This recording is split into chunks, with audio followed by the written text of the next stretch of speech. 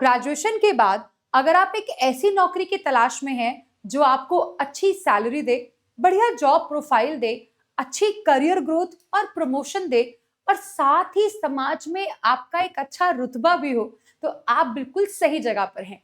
क्योंकि इंडिया के top 5 bank exams के बारे में सारी जानकारी मैं आप लोगों के साथ लेकर जुड़ चुकी हूँ, जिसमें आप ये जानेंगे कि किस एग्जाम के लिए आपकी क्वालिफिकेशन क्या होनी चाहिए और आपकी एज क्या होनी चाहिए। इसी के साथ इन एग्जाम्स को क्रैक करने के लिए आपको क्या कुछ आना चाहिए, इस बारे में भी डिटेल में डिस्कशन करेंगे। तो चलिए शुरुआत करते हैं। इंडिया का सबसे ज्यादा सॉट आफ्टर बैंक एग्जाम है एसबीआई पीओ का एग्जाम, और इसीलिए मैंने इसको नंबर 1 पर रखा है। इस एग्जाम को क्रैक करने के लिए आपने किसी भी फील्ड में ग्रेजुएशन किया हो, चाहे कॉमर्स से चाहे साइंस साइड से, कोई फर्क नहीं पड़ता। आपके पास बस ग्रेजुएशन की डिग्री होनी चाहिए, आपकी उम्र कम से कम 21 साल और मैक्स टू मैक्स 30 साल होनी चाहिए। और इस पर्टिकुलर एग्जाम को ध्यान में रखते हुए ऑन एन एवरेज मैं आपको बता रही हूं कि 1000 से 2000 के बीच में वैकेंसीज हर साल निकलती हैं।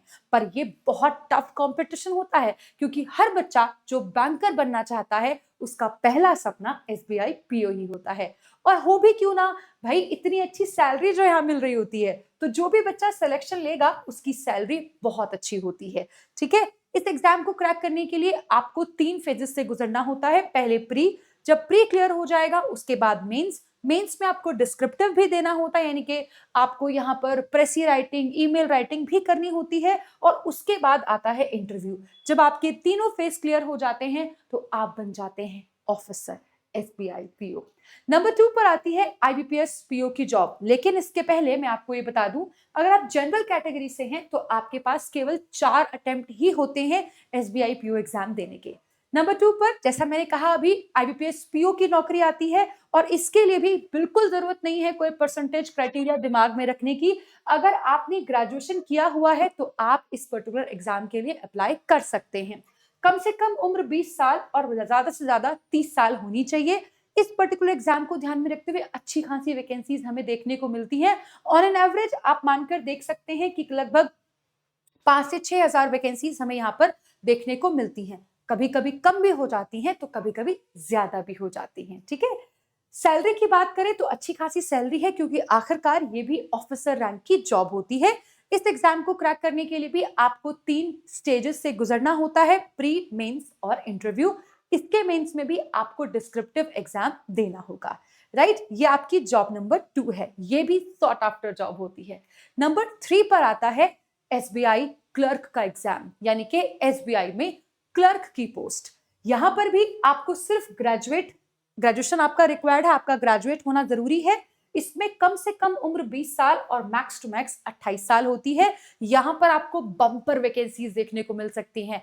अगर आपका लक अच्छा हुआ तो ये वैकेंसी 10,000 से ऊपर भी होती है, कभी कभी 10 से कम भी होती है। लेकिन पिछले कुछ सालों में हमने देखा है, पिछले ही साल जैसे 13,000 से ज्यादा वैकेंसीज हमें यहाँ पर देखने को मिली थी। तो ये नंबर बढ़ भी सकता है और थोड़ा कम भी हो सकता है। बढ़ने के चांसेस इस बार ज्यादा है, जैसा कि एसबीआई ने बताया है। खैर, सैलरी की बात करें तो लगभग 40 to 45,000 के अप्रॉक्स आपकी सैलरी रहती है। और अच्छी बात यह है कि यहाँ आपको कोई इंटरव्यू देना नहीं होता। नंबर 4 पर आती है आपकी आईबीपीएस क्लर्क की जॉब। बिल्कुल इसी के जैसी होती है। यहां पर भी आपको कोई पर्टिकुलर परसेंटेज क्राइटेरिया नहीं है। कम उम्र 20 साल और मैक्स टू मैक्स 28 साल है। और इसमें भी वैकेंसीज काफी अच्छी होती हैं। यहाँ पर आप मान के चलिएगा कि 7 से 8 हजार वैकेंसीज भी आपको कई बार देखने को मिल जाती हैं। हर साल नंबर ऑफ वैकेंसीज चेंज होती हैं, ये ऑन एन एवरेज का नंबर है। यहाँ पर भी सैलरी आपकी अच्छी खासी होती है, 40 से 42 हजार के बीच में आपकी सैलरी रहेगी। और इंटरव्यू इस एग्जाम में भी नहीं होता है, सिर्फ प्री के बाद आपको मेंस एग्जाम देना होता है और आप सेलेक्ट हो जाते हैं। नंबर 5 पर आती है वो जॉब जो यूपीएससी लेवल की होती है, which is of RBI grade B. RBI grade B एक ऐसी जॉब है जो आपको अधिकारी बनाती है, यानी कि इस एग्जाम को यूपीएससी लेवल का माना जाता है बैंकिंग कैटेगरी में। इस एग्जाम के लिए मतलब क्रैक करने के लिए ग्रेजुएट होना तो जरूरी है ही, लेकिन साथ ही साथ आपके 60% मार्क्स भी होने चाहिए। और अगर आपने पोस्ट ग्रेजुएशन किया हुआ है तो वहां अगर आपके 55% मार्क्स हैं, 55% मार्क्स, तो वो भी आपका एप्लीकेबल होता है। 21 कम से कम उम्र और 30 साल यहाँ पर आपकी मैक्स टू मैक्स उम्र होनी चाहिए। वैकेंसीज यहाँ बहुत सारी नहीं होती है क्योंकि एप्लीकेंट्स भी बहुत सारे नहीं होते हैं। कई बार 90, कई बार 120 या इस तरह की वैकेंसीज आती है। पिछले साल सिर्फ 120 वैकेंसीज यहाँ पर देखने को मिली थी, बट इन कम वैकेंसीज के लिए भी कंपटीशन काफी टफ होता है। सैलरी यहाँ आपकी अच्छी खासी होती है, 1 लाख से ऊपर आपको सैलरी मिलेगी। प्री के बाद आपको मेंस और मेंस के बाद आपको इंटरव्यू देना होता है। तो ये है इंडिया के टॉप 5 बैंक एग्जाम्स। लेकिन पता है सबसे अच्छी बात क्या है? इन सब एग्जाम्स को क्रैक करने के लिए आपको कुछ बहुत अलग अलग अलग तैयारी करने की जरूरत नहीं है।